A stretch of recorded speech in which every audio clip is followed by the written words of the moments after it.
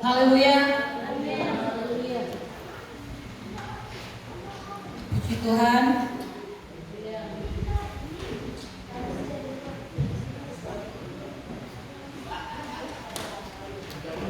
Salam sejahtera bagi kita sekalian. Shalom. Haleluya. Puji Tuhan. Haleluya, puji Tuhan. Amin. Kita beri kemuliaan kepada Tuhan Yesus. Haleluya. Sebelum saya menyampaikan kebenaran firman Tuhan, tentu saya perlu mengucapkan syukur kepada Tuhan Yesus yang memberikan kesempatan ini, dan juga berterima kasih pada Bapak Ibu Gembala yang sudah mengundang kami dalam pelayanan ini. Bolehkah saya mengundang Bapak Ibu yang ada di luar untuk masuk ke dalam? Bapak Ibu yang ada di luar bisa sama-sama masuk ke dalam, supaya kita bersekutu itu lebih indah kalau kita lebih dekat satu dengan yang lain. Puji Tuhan. Bapak Ibu yang ada di luar, saya undang ambil tempat di dalam. Ya.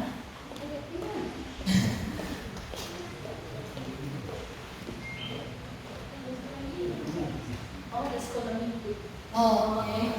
Ya, saya minta untuk Bapak Ibu untuk tidak teralihkan, kita akan sama-sama datang dalam renungan firman Tuhan. Dan sebagaimana saudara di dalam Tuhan, bahwa kita manusia ini punya 3 unsur, dan Alkitab juga mencatat dalam 1 Tesalonika 5 ayat 23, ada tubuh, ada jiwa, ada roh. Ya. Tubuh itu bicara tentang fisik, raga, badan ini, di mana ada panca indera, sehingga kita bisa berinteraksi dengan orang lain dengan panca indera itu. Dan yang kedua, kita ada jiwa. Ya, jiwa itu menyangkut apa? Perasaan, pikiran, kehendak. Kita mau apa? Kita mau berpikir apa? Perasaannya kita bagaimana? Ya, itu di dalam jiwa. Dan roh. Unsur yang lain yaitu roh itu yang tidak bisa dilihat, sebagaimana juga jiwa. Itu fungsinya sebagai alat untuk bersekutu dengan Tuhan, menyembah Tuhan. Ya, saudara di dalam Tuhan Yesus Kristus mengenal keberadaan manusia, sebagaimana yang saya sudah ungkapkan tadi, ada 3 unsur ini. Pada kesempatan ini saya akan membawa kita di dalam rahasia firman Tuhan, khusus di dalam unsur jiwa. Makanya saya beri judul belas kasihan bagi jiwa yang tersiksa.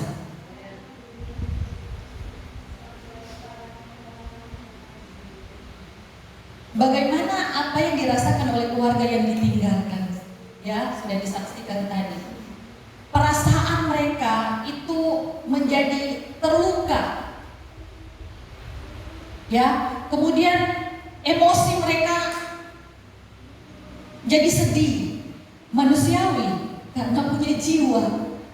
Kalau sudah tidak ada perasaan, sudah tidak ada emosi, itu sudah mati. Selagi kita masih hidup, perasaan atau emosi ini masih melekat dalam kehidupan saya dan saudara. Tetapi saat ini saudara, saya bicara tentang belas kasihan bagi jiwa yang tersiksa. Kita akan melihat di dalam Mazmur 34 ayat 18 sebagai ayat awal kita untuk masuk dalam renungan firman Tuhan.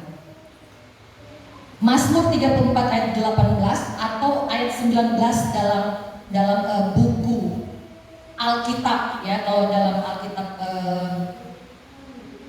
elektronik, ya. Mazmur 34 ayat 18 atau ayat 19 yang diawali dengan Tuhan itu dekat. Ya, betul. Kita akan baca bersama-sama dalam hitungan yang ketiga dengan suara yang keras. 1, 2, 3. Tuhan itu dekat kepada orang-orang yang patah hati dan Ia menyelamatkan orang-orang yang remuk jiwanya. Hati bicara apa? Perasaan. Hati bicara tentang emosi, sebagaimana jiwa. Ya, bahagian dari kehidupan kita.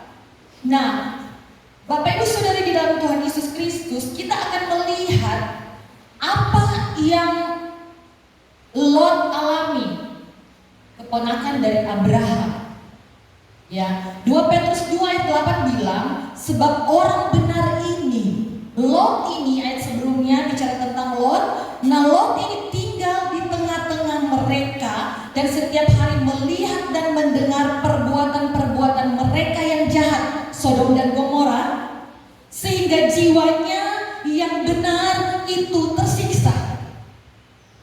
Jadi ada dalam kondisi di mana orang benar, sebagaimana Alkitab mengakui Lot sebagai orang benar, kita terhitung di dalamnya tidak luput dari apa yang dinamakan dengan jiwa yang tersiksa tadi.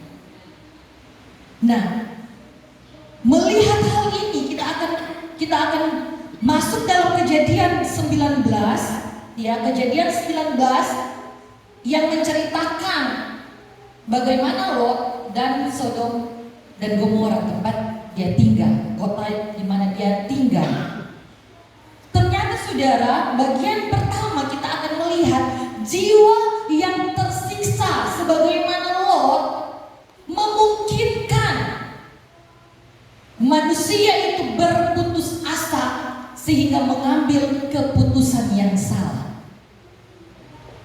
Puji Tuhan, keluarga boleh bersyukur walaupun diperhadapkan dengan suasana hati, perasaan, emosi yang tidak diinginkan, saudara. Kehilangan orang yang dicintai, yang sebenarnya sebentar lagi akan berbahagia bersama dengan keluarga. Ya saudara, kita bisa memahami hal ini sebagaimana manusia ini yang punya perasaan, punya emosi. Lot tersiksa. Ayat Kejadian 19 ayat 8, dia bilang begini, kamu tahu aku mempunyai 2 orang anak perempuan yang belum pernah dijamah laki-laki. Baiklah mereka kubawa keluar kepadamu, perbuatlah kepada mereka seperti yang kamu pandang baik. Hanya jangan kamu apa-apakan orang-orang ini, sebab mereka memang datang untuk berlindung di dalam rumahku.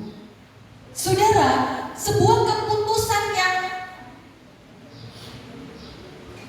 diambil dari hal yang membuat atau dari alasan putus asa. Dia tahu bahwa orang-orang ini orang-orang yang penting, saudara.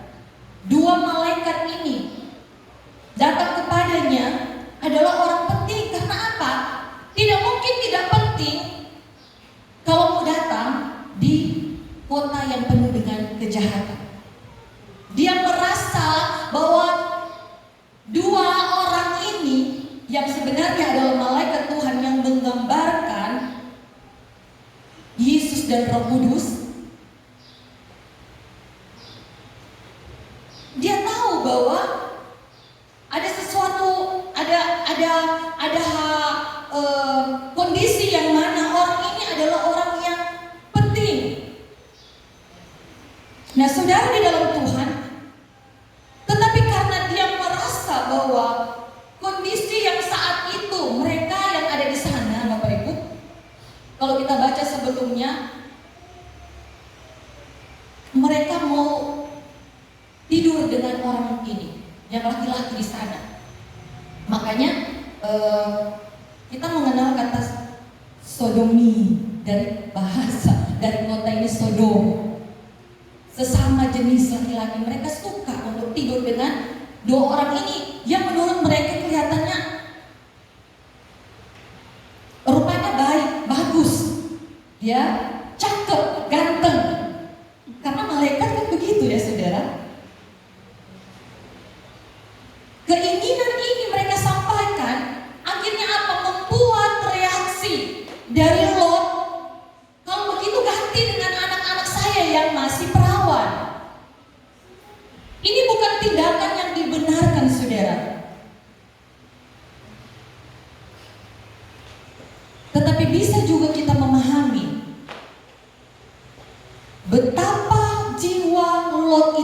tersiksa sehingga dia putus asa, ya, mengambil keputusan yang salah. Tetapi tahukah saudara, Tuhan tahu itu semua. Bersyukur ada belas kasihan Tuhan dalam setiap keputusasaan kita, supaya kita jangan melakukan hal yang salah. Sebelum itu terjadi, apa di ayat yang ke-10? Tetapi, ya. Jadi ada kata tetapi. Jadi sebelum itu terjadi, sebelum dia menyerahkan anak kedua, anak gadisnya ini kepada orang jahat, belas kasihan Tuhan. Ayat 10, tetapi kedua orang itu mengulurkan tangannya, menarik Lot masuk ke dalam rumah lalu menutup pintu. Ayat 11, dan mereka membutakan mata orang-orang yang di depan pintu itu, dari yang kecil sampai yang besar, sehingga percumalah orang-orang itu mencari pintu. Haleluya saudara. Diluputkan dari tindakan yang salah. Yang kedua, jiwa yang tersiksa memungkinkan orang untuk lebih cepat bimbang, lebih mudah ragu. Perhatikan ayat 16, apa yang terjadi? Kejadian 19:16, ketika Lot berlambat-lambat, maka tangan istri dan tangan kedua anaknya dipegang oleh kedua orang itu. Artinya apa saudara? Ada intervensi ilahi, ada peran dari Allah, ya. Sebab Tuhan hendak mengasihani dia. Ini yang saya katakan tadi, ya saudara. Judul kita bahwa belas kasihan Tuhan itu ada bagi setiap kita yang tersiksa jiwanya. Saudara bersyukur, haleluya. Amin. Ya. Hendak mengasihani dia artinya bahwa keselamatan itu seringkali merupakan hasil anugerah dan belas kasihan Tuhan yang secara proaktif. Tuhan yang apa ya istilahnya saudara? Proaktif itu Tuhan yang memulai, Tuhan yang berinisiatif menolong saya dan saudara, karena Dia tahu keadaanmu begitu menekan hidupmu. Ya, Dia sudah mengerti keberadaan saya dan saudara, dan ada belas kasih bagi setiap jiwa kita yang tersiksa. Ya, tadi ketika kita menjadi putus asa mengambil keputusan yang salah, dan kemudian ketika jiwa yang tersiksa itu membuat kita ragu, membuat kita bimbang, Tuhan datang memegang tangan kita. Dua kali kita perhatikan, ya, menarik tangan Lot, memegang tangan Lot. Amin saudara. Haleluya. 2 Petrus 2 ayat 7. Tadi kita sudah baca ayat 8, tapi mari kita lihat ayat 7. Tetapi Ia menyelamatkan Lot, orang yang benar, yang terus-menerus menderita. Terjemahan versi muda dibaca bilang yang sakit hati oleh cara hidup orang-orang yang tidak mengenal hukum dan yang hanya mengikuti hawa nafsu mereka saja. Kita tahu tentang Sodom dan Gomora begitu jahatnya, saudara. Bahkan ketika Tuhan hendak memusnahkan kota Sodom dan Gomora, ada tawar-menawar Abraham dengan Tuhan. Kalau boleh Tuhan, sampai kepada nilai yang 10 orang, saudara. Ya, kita tahu tawar-menawar dengan Tuhan ini. Karena apa? sebuah pelambangan, ya. So jahat sekali Sodom dan Gomora. Bagaimana saudara, orang Yahudi itu sangat menghormati tamu. Mereka itu menjamu tamu sebagaimana Abraham menjamu 3 malaikat yang melambangkan Allah Bapa, Anak dan Roh Kudus, ya. Memberi makanan, memberi tumpangan itu adalah sebuah tradisi yang baik di sana dan dijunjung tinggi. Dan ketika dua malaikat ini, ya saudara, datang, sebagaimana kerinduan dari Allah untuk menjamu mereka, malah mau dibuat jahat sama penduduk, besar sampai kecil, kata firman Tuhan, ya saudara. Makanya itu membuat Lot dalam hidupnya sehari-hari dia begitu tersiksa, menderita. Dia tidak bisa menjadi orang yang mendatangkan pertobatan bagi mereka. Betapa dia begitu berupaya semaksimal mungkin, tetapi percuma. Tetap jahat saja mereka, saudara.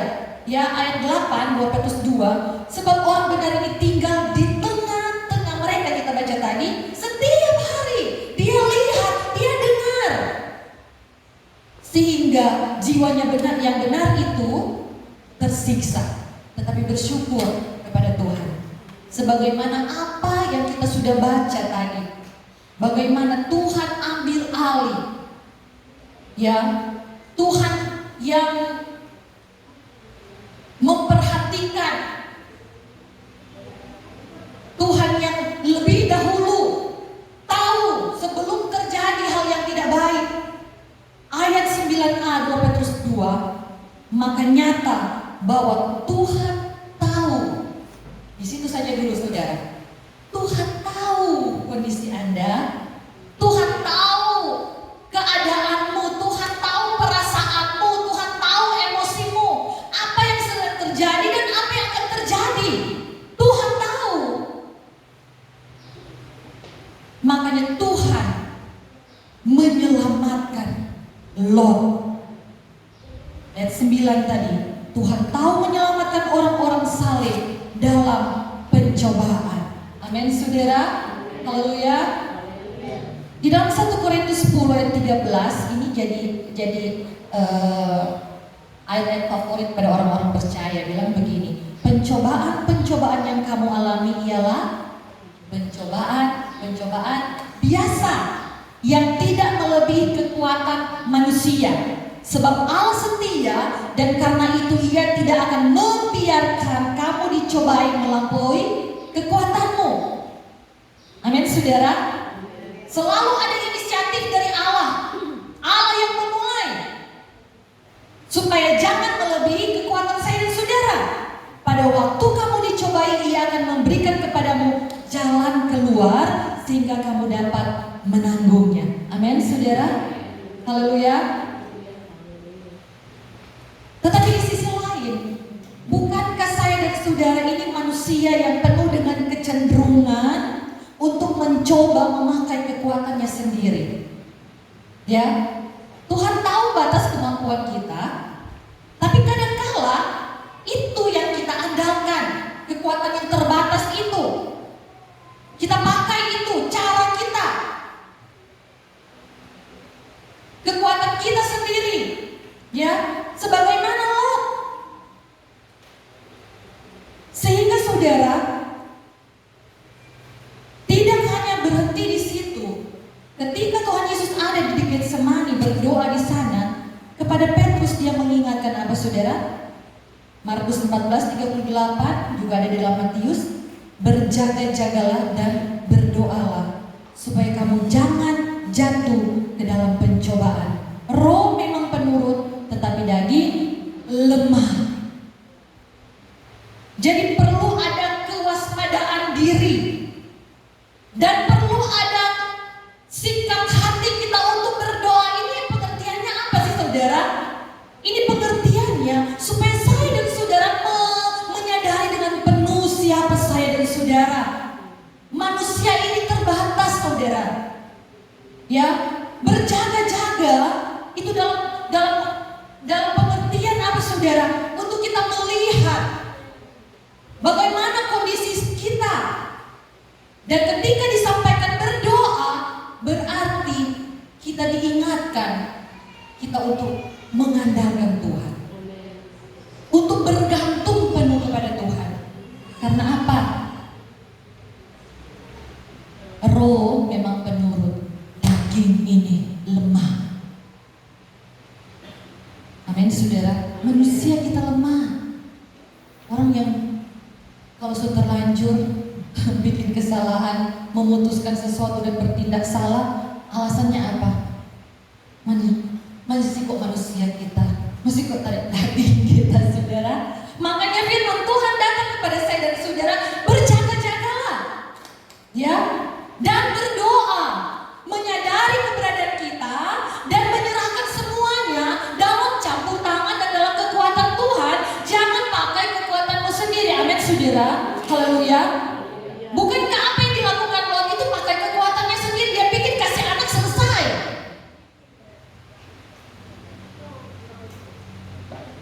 Sudah salah, tidak selesai lagi. Untung ada Tuhan, untung ada tangan Tuhan yang datang menyelamatkan. Amin saudara. Haleluya. Bersyukurlah saudara.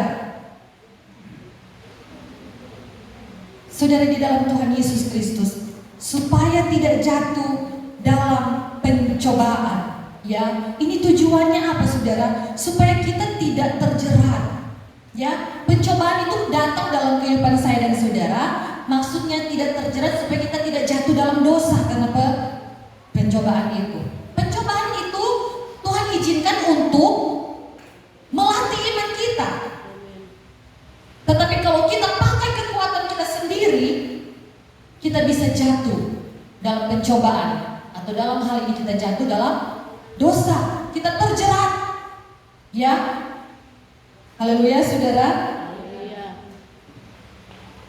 Begitu beratnya atau begitu besarnya pengaruh Sodom dan Gomora membuat jiwa seorang Lot itu tersiksa, menderita.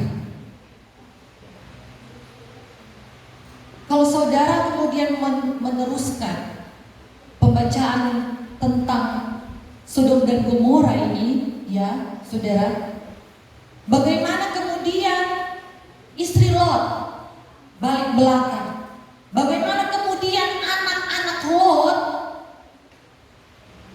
perkosa bapaknya sendiri. Itu karena apa saudara?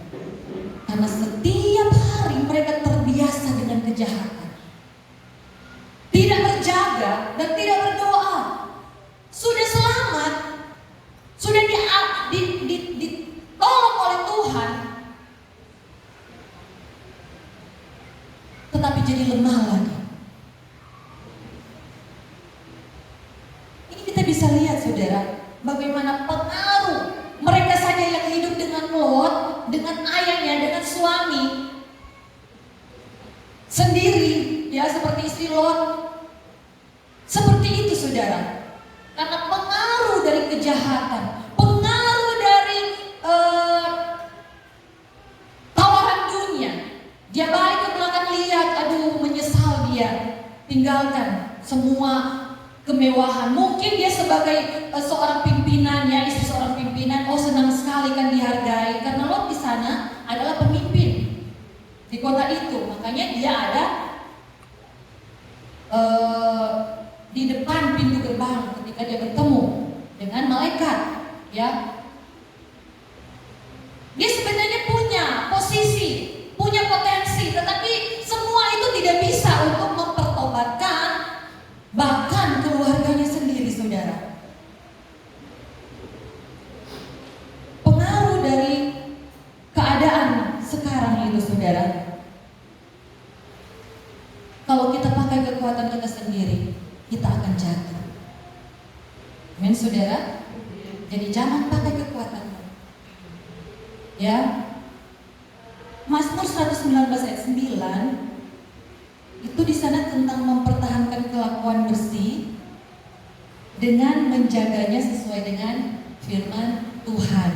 Kita sudah menyanyi tadi. Saya senang sekali saudara, ketika diangkat keluar tadi kok kontak ya dengan perenungan firman Tuhan ini, terhubung selalu dengan Tuhan. Kalau kita nyanyikan ku terhubung dengan Tuhan, berarti ada suatu posisi di mana kita menyadari siapa kita. Kita melihat, tahu diri. Kita ini terbatas saudara. Kita mau selalu terhubung dengan Tuhan. Amin saudara. Firman-Mu itulah dasar hidupku. Amin. Berdaulatlah. Makanya kita perlu berdoa. Tuhan ajarkan doa Bapa kami. Ya. Apa saudara doa Bapa kami? Berilah kami makanan kami pada hari ini yang secukupnya. Janganlah membawa kami ke dalam pencobaan. Jadi artinya apa? Tuhan tolong Tuhan. Jangan bawa kami ke dalam pencobaan, tetapi lepaskan kami daripada yang jahat. Kalaupun kami dalam pencobaan, jangan kami terjerat di dalam dosa dari hal yang jahat. Amin saudara. Itu Tuhan ajarkan karena Tuhan tahu apa yang kita butuhkan. Dengan doa saja Tuhan sudah ajarkan saudara. Amin. Kurang apa lagi Tuhan kita? Ya. Kasih karunia bagi saya dan saudara. Amin. Haleluya. Manusia memiliki keinginan rohani sebagaimana dikatakan tadi, mempertahankan kelakuan bersih sesuai dengan firman Tuhan. Tetapi sifat manusia yang memiliki keterbatasan cenderung atau punya kerentanan mudah menyerah pada keinginan jahat. Untuk itu saudara, penting bagi kita untuk menyadari bagaimana kita perlu punya ketergantungan pada Tuhan. Amin saudara. Kita sadari itu. Kita harus tergantung penuh kepada Tuhan. Amin. Dari jiwa yang tersiksa sebagaimana yang dialami oleh Lot, kita sudah belajar dua hal tadi, manusiawi sekali. Ketika orang begitu tersiksa, perasaannya sakit, ya, emosinya terganggu, membuat manusia itu putus asa. Amin, betul ya? Tetapi dari firman Tuhan ini saudara, Tuhan mengajarkan kita untuk tidak memakai, menggunakan kekuatan sendiri. Haleluya. Haleluya. Andalkan Tuhan. Minta kekuatan daripada Tuhan. Yang kedua, manusiawi sekali ketika kita tersiksa, jiwa kita menderita. Saya tidak bicara tentang badan dulu ya saudara ya, sakit. Tapi kadang sakit juga bikin jiwa tersiksa, lu gak sembuh-sembuh. Tetapi apapun perasaan saudara yang membuat engkau menderita, emosimu tidak stabil, manusiawi sekali. Ketika apa saudara? Ketika kita ragu, ketika kita bimbang, Tuhan masih tolong saya tidak? Tuhan masih mau menuntun saya atau tidak? Tuhan masih mampu memberikan saya kekuatan atau tidak? Manusiawi sekali Bapak Ibu. Sama seperti halnya Lot alami. Apakah dia tidak melihat bagaimana Tuhan menolong dia, menarik tangannya, meluputkan dia? Bagaimana Tuhan menutup pintu, bagaimana Tuhan membutakan orang-orang jahat itu?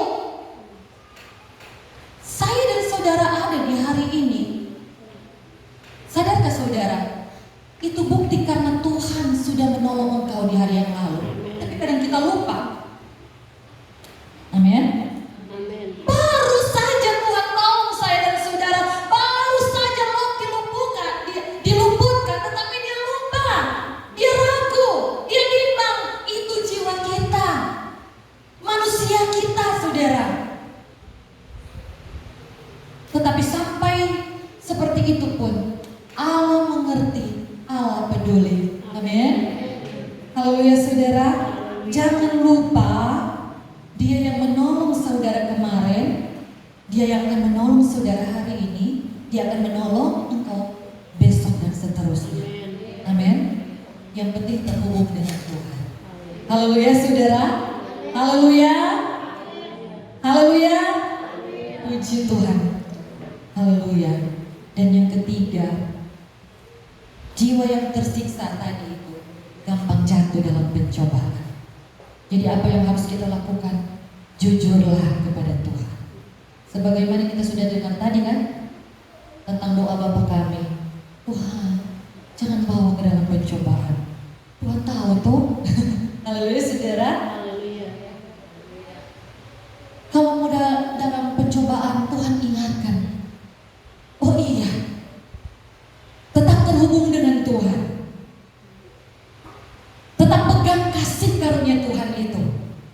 Karena tidak akan melebihi kekuatanmu. Karena Tuhan yang menguatkan, bukan karena kekuatan secara pribadi. Amin saudara. Haleluya. Lepaskanlah kami daripada yang jahat. Saudara di dalam Tuhan Yesus Kristus, sebelum saya menyerahkan pekerjaan selanjutnya kepada penanggung jawab, adakah di antara saya dan saudara saat ini jiwanya begitu tertekan, ya, keadaan sekitar yang jahat membuat kita tersiksa? Bahkan saya beberapa hari lalu mendengarkan firman Tuhan, ya, bagaimana penulis Alkitab bilang, orang jahat itu kok mereka gemuk-gemuk. Saudara, tetapi dia kemudian menyadari ketika dia datang di hadirat Tuhan, dia tahu dia begitu berarti. Haleluya saudara. Haleluya. Haleluya, puji Tuhan. Jadi jangan kemudian kita mengambil keputusan yang salah karena kita putus asa. Jangan pernah ragu akan penyertaan Tuhan. Dan jangan engkau jatuh ke dalam pencobaan. Berpegang terus kepada Tuhan. Haleluya, puji Tuhan. Melihat setiap hari keadaan yang penuh dengan ketidakadilan merajalela. Mazmur 42 ayat 12 bilang, mengapa engkau tertekan hai jiwaku? Mengapa engkau gelisah dalam diriku? Berharaplah kepada Allah, sebab aku bersyukur lagi kepadanya, penolongku dan Allahku. Ini bahkan bicara tentang apa? Tentang ketika dia ingin datang ke rumah Tuhan. Dan orang bicara, ya, mari kita lihat sebelum mengakhiri ya, Mazmur 42. Pengajaran Bani Korah, yang menulis ini dari Bani Korah, ya, bagaimana dia mau datang kepada Tuhan dalam kepadatan manusia. Sambil orang bilang akhirnya kepada dia apa? Di mana Allahmu? Mungkin ada tekanan-tekanan dalam kehidupan saya dan saudara dalam pengiringan kepada Tuhan, dalam pelayanan, dalam pengembalaan, sebagai orang Kristen, sebagai orang benar, bikin menderita jiwa kita, menyiksa jiwa kita, menyakitkan hati kita. Belajar ya saudara, berharap kepada Tuhan. Sebab aku bersyukur lagi kepadanya. Perhatikan kata lagi kepadanya. Berarti jangan berhenti. Dan tidak akan berhenti, kesaksian demi kesaksian, sehingga engkau akan selalu bersyukur kepada Tuhan. Haleluya. Puji Tuhan, penolongku dan Allahku. Tuhan itu dekat kepada orang yang patah hati. Ia menyelamatkan orang-orang yang remuk jiwanya. Saya mengundang tim musik dan singers. Kasih mulayakan semua